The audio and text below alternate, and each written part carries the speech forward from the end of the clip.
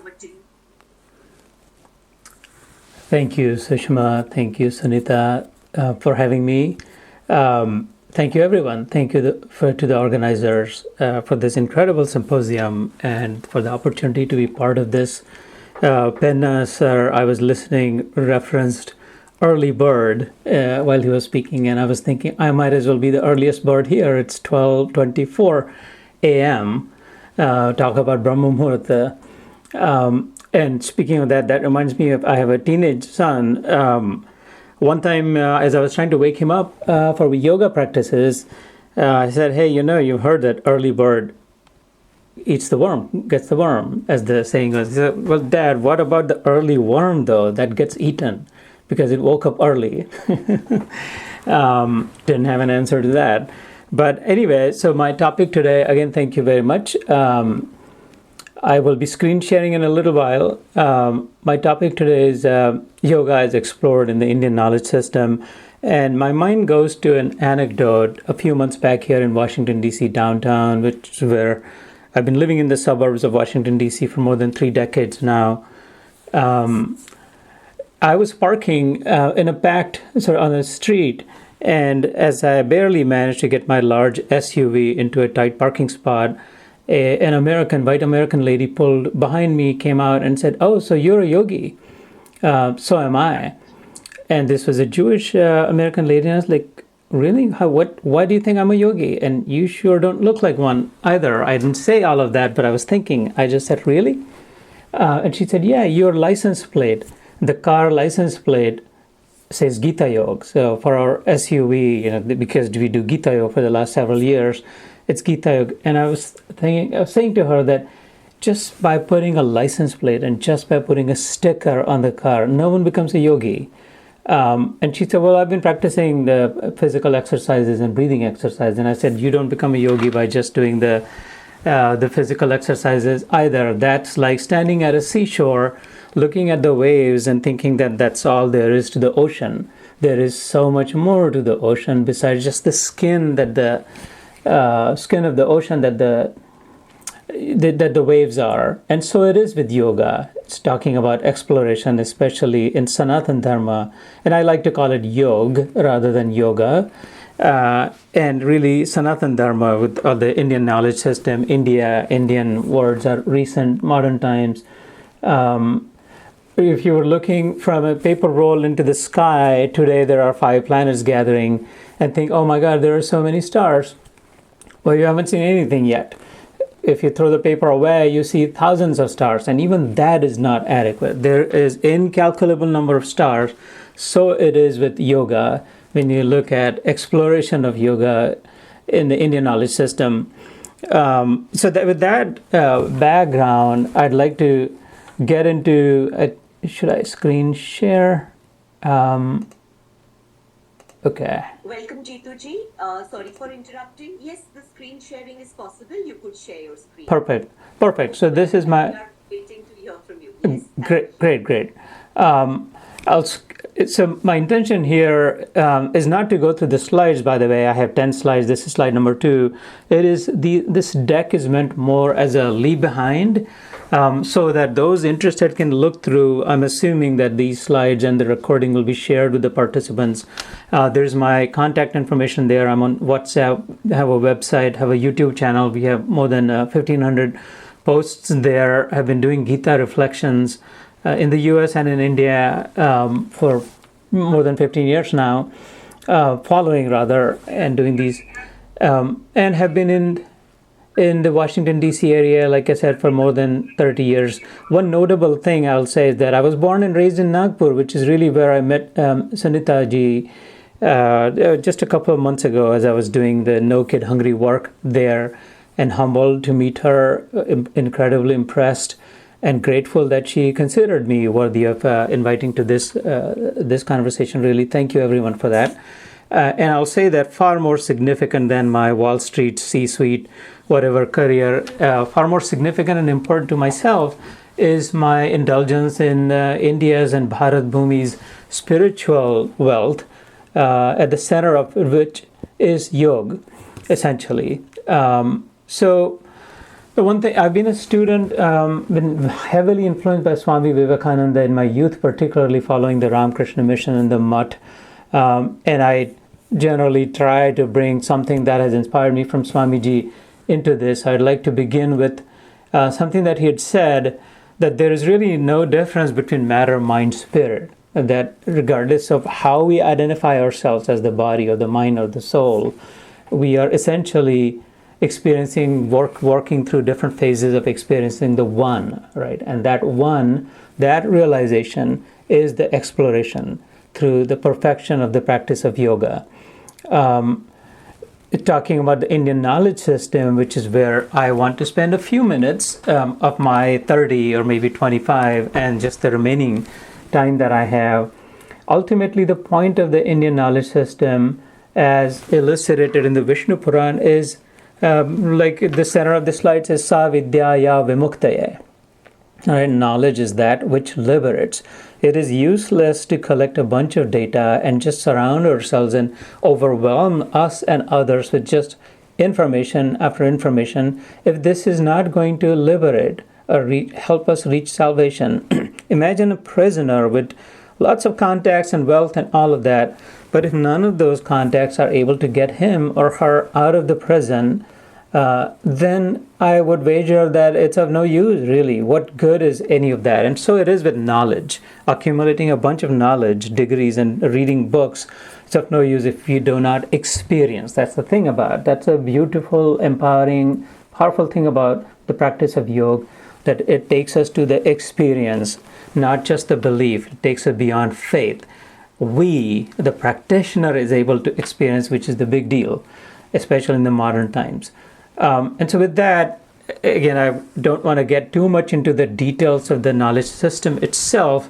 Suffice it to say that it's a fairly robust, very well-structured system. It isn't just a linear or one-dimensional, but it's really a system that's made of several subsystems, like Veneser was explaining about the human body, the different systems, and it's empirical. We're all familiar with the Guru Shishya Parampara, or from father to son, or from mother to daughter. That's how real knowledge gets transferred. And the phenomenal thing about it is for centuries, for millennia, this has been preserved intact, has been refined, and has been handed down to the point where even today we inherit that rich legacy from where we come. So there's 18 Vidyas or sciences, each one loaded with sub-sciences, if you will, 64 kalas, dimensions, vocations. I've only cited a few because there is no way to use 25 or 30 minutes to pack everything that's covered in the Indian knowledge system about yoga and try to cram it in. So my effort here is just to give you a slice into it, a window into it, enough to attract you to study it, to look into it, to make it your own, to personalize it, to dive deeper into it, because I guarantee you that I'm very certain that the more you dive deeper, the richer you will come, the richer the experience will be, and the better you will be, whether you're focusing on the body or the mind or the soul or the holistic development, as is suggested. And so I will encourage you to continue to look into it, and when we have more time, if we do, or separately, we can discuss more of the details of each of these.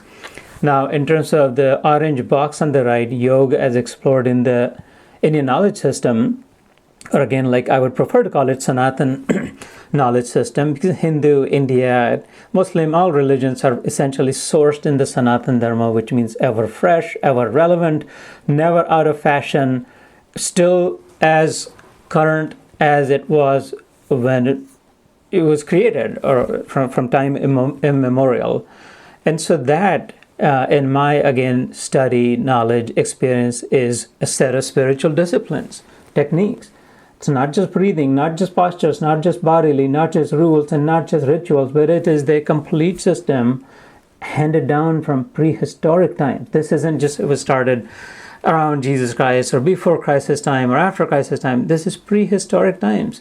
And that has throughout enabled humans. Today it is enabling humans.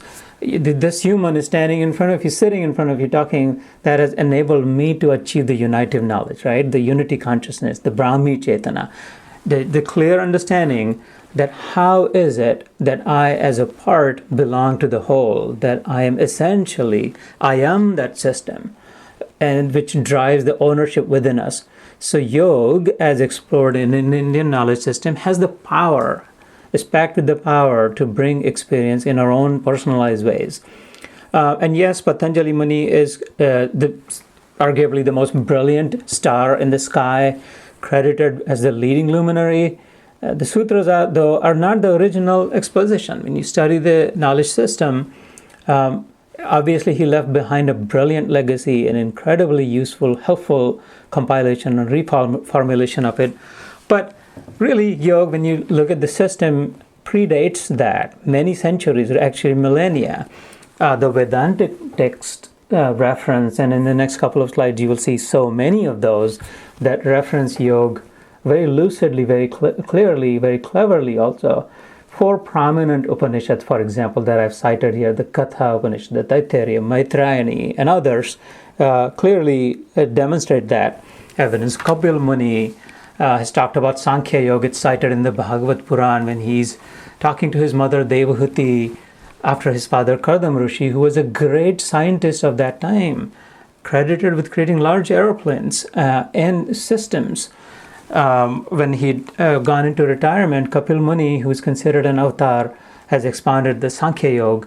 There's ancient commentators like Bhoj Vyasa Dev, when he wrote the Brahma Sutra, which really makes the deepest inquiry into Brahma, into the unity consciousness. It starts with Athato Brahma Jigyasa. Let us inquire into what this all is, this unity. And that's essentially achieved through the practice of yoga. Obviously, Adi Shankaracharya has upheld it in many of his works. The Shat Sampati that he refers to many times it points to that as well. And then even the modern Swamis, each of whom have influenced me as well, and thousands and hundreds of thousands like me, Swami Vivekananda, Paramahansa Yogananda, Shivananda, Satchidananda in the US here, and others who have mightily popularized it. So there are very clear references, there are very direct sources when we have more time and patience, and so the appetite to do more study. And I think the topic after mine, Dr. Ramesh, I think I might be talking about the scope and the opportunities. That's where I think more of even this topic belongs. There is just so much to study about yoga in the Indian knowledge system. There is just so many opportunities to do research. And so I might say majority of that for that session, or if we have a follow-up. So just to give you a brief, sort of breeze through this, I have cited, for example, 12 over on the right-hand side sets of scriptures that span approximately 3,000 years, right? 3 millennia. Starting with the Vedas to the Puranas, to the Itihasas and all of those, and the 6 prominent scriptures. This is just the currently known estimate. There is a wide degree of variability in those. No one can guarantee that this is all there was. This is like a lofty mountain of Vedic scriptures, and there is even references to that when we study some of the Pothis and the Puranas. You're looking like a big mountain, and you're collecting a fistful of dust. Like we go to the Himalayas, or to the Ganges or Ganga, and bring a little bit of water, or bring a little bit of Himalayas soil, just to say that these 12 or whatever, the 100 that are cited in, it's like bringing a fistful of dust of the Himalayas, or a bottle of water from the Ganga. There is incredible wealth that we have. The 4 commonly cited Vedas are the known Vedas. There too, there's dozens of other categories, hundreds of volumes, thousands of pages, and millions of verses. The beauty of all of this, our system, is this though. They all center around knowledge in its purest form in the center. They all are rooted in, they're all born out of, they are all illuminate, pure knowledge, which is achieved through yoga, the practice of yoga. And that knowledge ultimately has the power and has millennia after millennia demonstrated that it takes us to the one truth, that all is one, which is symbolized by the iconic Om, which is shown on the left-hand side. And so there is no words cannot describe the power of yoga as it is illustrated, demonstrated, clearly evidenced in the Indian knowledge system. So I even took actually some of the less esoteric and less Gyan Pradhan or more Bhakti Pradhan or more historic sort of the Bhagavad Puran, the Vishnu Puran, the Ramayana and the Mahabharata. And I cannot tell you, as you read through it, how mind-blowing there are references, the techniques and the experiences that illuminate scientific discoveries, the inventions, and reveal insightful truths, even in the Puranas. I've mentioned here 2 or 3 dozen of those examples. There are stories associated, there are references, and many of those are verifiable. You can go visit the places such as Dwarka or Ram's Bridge. And so these are demonstrable evidences of holistic. That's a big deal about yoga, right? In Indian, it's not just isolated, it's not just individual, it's not just one community, it's not just one caste or one creed or one anything, it's for everyone. Holistic human growth, development over millennia, it is not like, oh, well, in the prehistoric times or in the Greco-Roman era, it was like this. It throughout human history, even today, that it demonstrates that through rigorous yogic disciplines, these experiences can be had, can be made ours.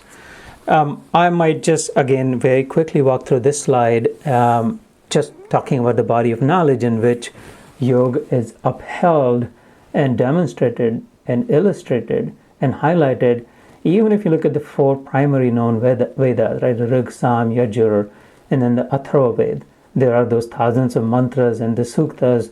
Mantras are like formulas. If you've used Microsoft Excel, for simple equations, you put formulas to do some calculations. But as the complexity increases, you end up having to use macros, which is then combinations of formulas. And so it is with the mantras and the suktas there. And then those are further organized into 3 sections, very valuable knowledge compositions like the Brahmanas and the Aranyakas and the Upanishads, which are sort of likened to the 3 stages of life. If we were to study the body of knowledge in the first stage of life, which is the Brahmacharya, right, it's commonly known, then the following 3 stages, again more common ones, the Grihastha and the Vanaprastha and the Sannyasa ashram, the obligatory stage of life, as I call it, the grihastha, and there we have to fulfill certain obligations, or the wrapping up, the winding down. All right, I'm sort of done. My kids are graduated, this, that. I'm going to start wrapping up. Or the freedom, the renounce stage, completely free of all, freedom from everything. Those relate. And the beautiful, the wonderful, amazing thing is throughout the fabric of this, yoga appears in various forms and shapes, and there is clarity around how practices of yoga help. There are examples that are given. So if the Vedas illustrate the what and the how of human life, when you get a chance to read what I have on the slide later on, you will see that Vedas do illustrate the what and the how of it. The Upanishads demonstrate the why. Who cares? Right? What is the point of this? What is the purpose behind all of this? And so it brings to us a complete package about yoga. Now, my plug, the love of my life, this is where my soul, my heart resides. It's in the Gita. And I would wager that in my experience, in my study, by the way, I'm not a Pandit. I don't even have a PhD. I'm not a doctor. I'm not an academician. I am really more a corporate America animal. But I have been blessed, been graced, causeless mercy that I fell in love with the Gita. And the more I studied, the more I got enticed into studying many other scriptures that I have, whether it's the Ashtavakra Samhita or the Yoga Vasishta Maharamayana or the Adhyatma Ramayana or the Tulasi Ramcharitmanas or the Mahabharata or the Vedas or the Upanishads, the 108 Upanishads. There are known more than 200 of those. I have not read all of those, but the primary ones. And there are others that I may be forgetting to cite. And I'll tell you honestly, I think I have a few more minutes. I can take the time, that I have not found a more efficient. As an engineer, I was trained to think of efficiency. Living and working in America, it's all about the efficiency, which means getting the most out of the least. putting in as less as I can and trying to get as much as I can. And in the spiritual pursuit, in the pursuit of yoga, really, I have not found anything even coming close or half close to the efficiency of the Gita. Every chapter, like 18 chapters, 18 adhyayas, 700 shlokas, every one of those, of the 18 adhyayas, starts with yoga. The doctor before me had referenced so many of those. The Arjun Vishad Yoga. It starts with grief, the mourning and the grieving, how you can disidentify from grief and re-identify with the joy, with the ananda aspect of Satchidananda that our original Swarup is. Starting with that, and then the Sankhya Yoga or the Atma Yoga, leading up to Karma Yoga or Gyan Yoga or the Sannyas Yoga, Dhyan Yoga, Atma Yoga, right? It goes on and on, Gyan Vijnana Yoga, Akshar Brahma Yoga. And the point of this is, paths are many and the truth is one, and yoga brings that facility to us. Raj Vidya Raj Goya Yoga or Vibhuti Yoga. If you believe in manifest, then you got that. If you must see it to believe it, then there is the Vishwarup Darshan Yoga. If you Samvedanshil, if you are more gravitated towards the heart, there's the Bhakti Yoga. There is the Kshetra Vibhaga Yoga. If you're the intellectual kind, if you have the analytical mind, there was the Sankhya Yoga. Then there is the Gunatraya Vibhaga Yoga. If you want to understand the full system, like how does this work? How does this operate? I don't get it. I must know. Then you've got the 14th chapter. You have the Purushottam Yoga. I want to know about the Supreme Being, the final one, the Almighty. You got that. You have the Daiva Asur Sampatti Vibhaga Yoga. You have the Shraddhatraya Vibhaga Yoga. I don't like this, I like that. I like this, and not that. That's fine. Then here's how you can progress along the path of yoga as explored in our knowledge system. And the final grand finale, the ultimate brilliant culmination into the moksha sannyas yoga, right? The release into freedom. So each adhyaya starts with the name that ends in yoga, but each adhyaya also ends with yoga. In the Gita, it says, Om Tat Sat Iti, Srimad Bhagwad Gita Su, Upanishadsu, Brahma Vidyayam, Yoga Shastre. Every one of them ends with it. That, mind you, it says this is a science. Yoga is a science. This is not, just believe it and you'll get it. It's actually science. And modern science defines itself with two attributes. One is that it should be proven. That science is that which can prove itself. And just proving itself is not enough. That it should be repeatable, that every time you do the experiment, that you get the same exact result. The consistency has to be there. And by God, yoga is science, certainly from my own experience and everything else that everyone who has reached the summit has proclaimed it. That yes, the proofs of the truths that are proclaimed in yoga absolutely can be experienced without a doubt. Not only that, it can be experienced by everyone who walks on that path. And every time you reach the same conclusion. And so it's a very defensible, very solid, foolproof science. And that's where the Gita points that Yoga Shastra, right? And the beauty of that is it's in the form of a conversation, just like this. It's very conversational, very relatable, and very reliable also. And so Upanishadsu, it says, Brahma Vidyaya Upanishadsu, meaning that it has all it's derived from the Upanishads. Well, the Upanishads themselves are to be found in the Vedas. And the Vedas are the massive, practically infinite body of knowledge. The entire body of knowledge, right? Ved itself means knowledge. And so how can you say, well, knowledge is divided into 4 books, Rig, Sam, Yajur, and Atharva. What about everything else? So Ved is the entire body of knowledge that is constantly expanding. And this summary of all that is the Upanishad. That's the purpose of that knowledge. What do you do with all that? What good is it? What's the use for it? And the essence of the Upanishads is in the Gita. So imagine acres and acres and fields of roses, flowers.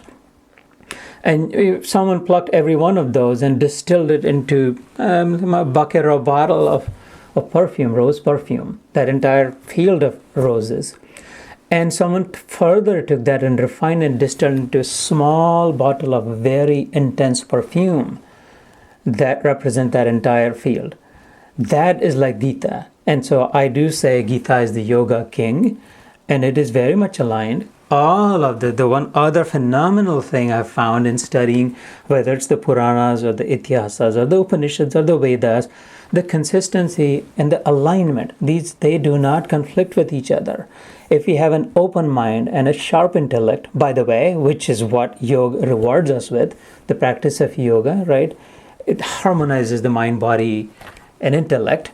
And it just enables our body, and it opens our mind, and it sharpens our intellect. I mean, the combination of those, we're able to see that, oh my God, there is no conflict. This is complementary. This is not conflicting. They don't compete with each other.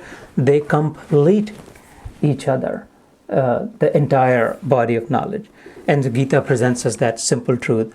I'd say that if this all sounds too much, I don't have time to read all the books. I don't know Sanskrit. I don't know grammar. I am not the reading type. I don't know how in which life how I will ever get this. Then our saints have presented some very small, simple, beautiful paths. One example is Kabir ji. I'm very fond of him. I'm a fan of Kabir. Said, all right, well, poti pade pade jag mua, pandit bhaya na koy. Dhai akshar prem ka pade so pandit hoy. Pure love is pure knowledge, purest knowledge. When you get to the summit, when you get to the acme, what you see with the 360-degree view below appears like if there is only one.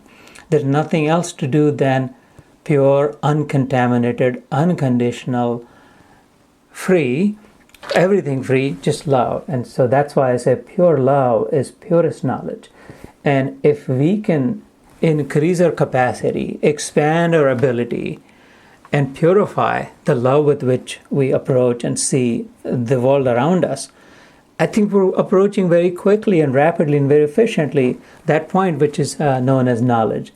And as we progress along the spectrum of yoga, automatically the quietened mind and the deep quietude gets us to that purity of intention, which ultimately leads to flawless execution.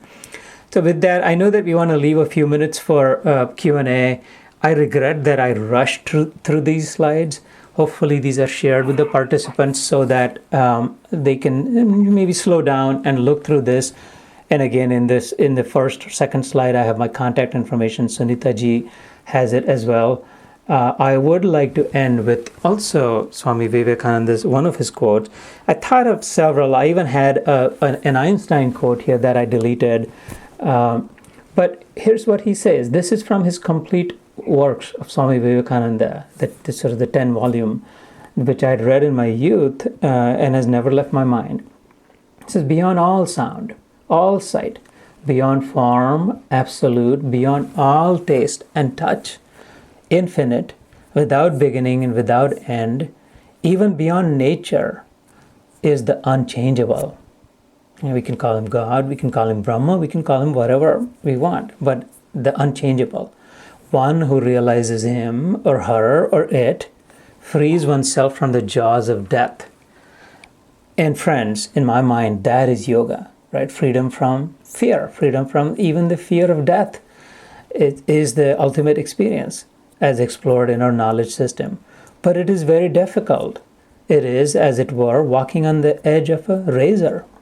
The way is long and perilous, but struggle on, says the Swami, citing the Upanishads in his classic, encouraging and empowering words. Do not despair. Awake, arise, and stop not. You probably heard the famous Uttishta Jagrata Prapya Varannibodhataha, until the goal is reached. The one central idea throughout the Upanishads is that of realization, which is made easy through the practice of yoga as explored in our Sanatan knowledge system. And so while I'll say in the end that while I had the option to look at exploration can mean a few different things, just even the word suggests that if you're exploring, you can pick a direction, start digging somewhere and go wherever you want to go. And so as broad as the topic that I was given, rather than the history or the geography of the knowledge system and the yoga, which is either covered elsewhere a lot, you go on Google and you just put this in and you'll see 1,000 hits there, or maybe covered. I chose to actually bring the perspective of what is the point of yoga, the perspective of what is the purpose behind yoga. So with that, I will end. There's a lot more to discuss. And in America, we would say thank you, obviously, but in keeping with our legacy, I would like to say dhanyavad, sadhuvad. Dhanyavad, because I am dhanya for having this opportunity for you all. Some 250 participants at one time I saw. I thought, giving your time, your precious life breaths. So really, I have become dhanya, and thank you, if I must use that word, Sunita, for that. And sadhuvad to you for being attentive, for paying attention to this. So dhanyavad, sadhuvad, hari om, jai Shri Krishna, and as I like to say, love Shri Krishna. 12:54. I ended 1 minute before you told me to. No, we are very grateful and very disciplined. Of course, you're a Mahayogi. I am aware of that, and I have the opportunity to meet you and be with you and spend good time with you and see your work, abundance work that you do. He feeds so many children.